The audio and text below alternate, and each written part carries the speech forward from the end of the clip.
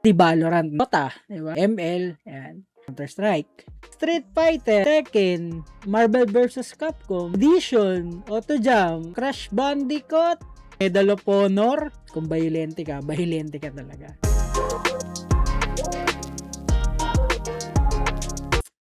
Hi guys, what's up? Ayun, gusto ko lang magbigay ng saloobin regarding sa gustong ipaban na Violet Games, no, ng DILG. Kung dito sa Blue App, ano ba naman niya kasi? May mga ganun. Kasi sa Red App ko to i-upload, no? Or possible sa Black App.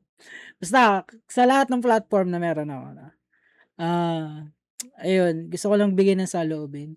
Before pa ako mag-move as a content creator or as a social media content creator, nag-stream din ako. Hindi man consistent na araw-araw, pero at least ano ko, stream, mostly Valorant, nakita nyo, no? Mga napanood yung highlights dito sa page. Saka Dota, di ba? ML, yan. Pero dati pa, nag, naglalaro na ako, noon pa, sabihin natin, no?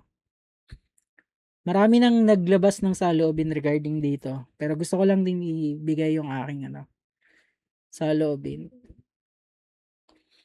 Kung sa violent video games, dati pa to eh. Actually, matagal nang usapin to.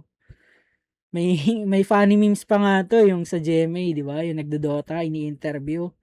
So, hindi siya ano eh, hindi siya dahil doon eh.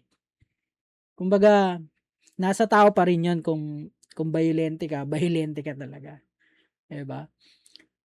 Ako personally nung bata ako naglalaro ako ng Counter-Strike. Hindi naman ako lumaking terorista, 'di ba? Naglalaro ako ng Street Fighter, Tekken, Marvel vs. Capcom. Hindi naman ako naging basagulero. Ano ba? Audition, Auto Jam. Audition, sumasayaw. Di naman ako magaling na dancer. Auto Jam, di naman ako naging magaling na pianista. Diba? Crash Bandicoot, di rin naman ako nang babangga, di ba? Sa kalsada. Tapos ano pa ba? Medal of Honor, di rin naman ako marunong makipagbari. Naglalaro kami ng airsoft, no, ng mga pinsan ko. Naglaro kami before, pero 'di ba, kung iisipin mo kung nasa tamang, pag-aaruga yung mga bata ang tao, hindi mangyayari yun, eh. So, walang kinalaman yung games doon sa mga gano'ng mga reaksyon ng mga bata or ng tao, 'di ba? Meron pa ngang may nabasa ako before na sa pag-aaral 'no, sa research na yung mga games nakakatulong pa sa mga critical thinking ng mga tao, eh. Like example, naglalaro ka ng mga adventure, may mga quest 'yan. So, iisipin mo kung paano magagawa yung quest. Iisipin mo paano matatapos yung quest. So, yun. Dota, may hindi naman din, 'di ba? Tactical din games din 'yun, mind games din 'yun.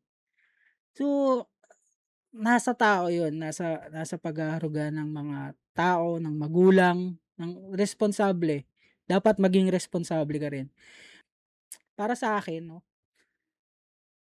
sa akin lang, siguro i-limit na lang yung pagkakaroon ng mga platforms or social media sa mga 18 below or 16 below. Kasi expose yung mga bata sa mga gano'n. Eh, hindi mo makokontrol yung nasa social media, 'di ba? Hindi mo naman masasabi na hindi mo naman puwedeng kontrolin yung social media, "Uy, bawal 'yan, 'wag 'yan." Hindi, free will din 'to, eh, yung social media, eh, 'di ba? Baka may magsabi or baka may magtanong, sabihin, "Paano 'pag kailangan ng bata ng social media sa online class nila? Anong gagamitin nila?" Eh, di mag-register ulit sila. Again, hindi na natin kailangan mag-register ng gano'n. Marami ng software na puwedeng gamitin para sa online class na hindi dadaan sa social media. I remember nung nag-a-apply ako as a online teacher way back 2019, 'no, or 2017, mga gano'n. Basta gano'n. Meron silang ginagamit na software na nakakapagturo online nang hindi dumadaan sa face nang hindi dumadaan sa Blue App, sa, ah, Messenger, 'di ba? Gano'n. So, ayun. So, hindi natin kailangan 'yun.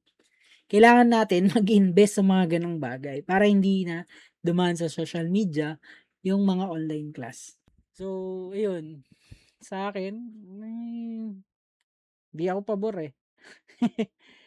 Hanggang ngayon naglalaro pa rin ako ng video games, 'di ba? So, kaya hindi ako pabor kasi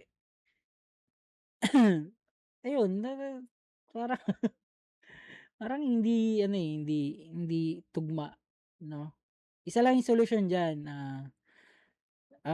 maging ano ka, tutok ka sa mga tao or sa mga yung anak niyo, 'di ba?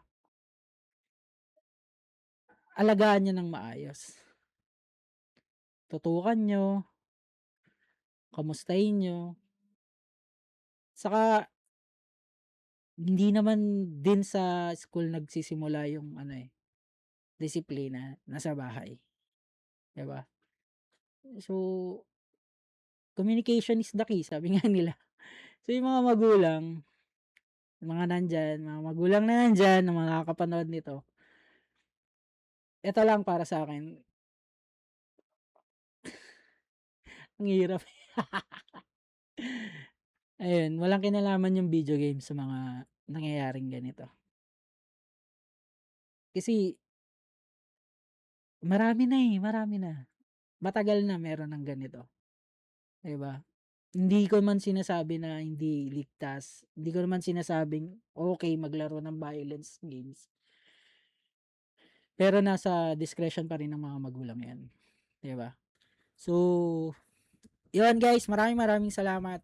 Abangan niyo yung mga videos ko, may mga ma-upload ako, mga content ko na kinahihiligan ko ngayon. Yung mga video games na streaming, medyo matanda na, eh, hindi na medyo trendtahin na. Mas gusto na lang matulog kaysa maglaro. Sa dami mong laro, mas pipili mong matulog, 'di ba? Dati, gustong-gusto mong maglaro.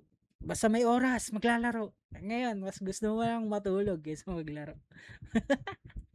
So, ayun guys, maraming maraming salamat. Sana magkaroon ng susunod na ganitong episode na hindi tungkol sa mga ganito, pero nagbibigay tayo ng sentimiento sa mga bagay-bagay. Okay, maraming maraming salamat. Hanggang sa muli.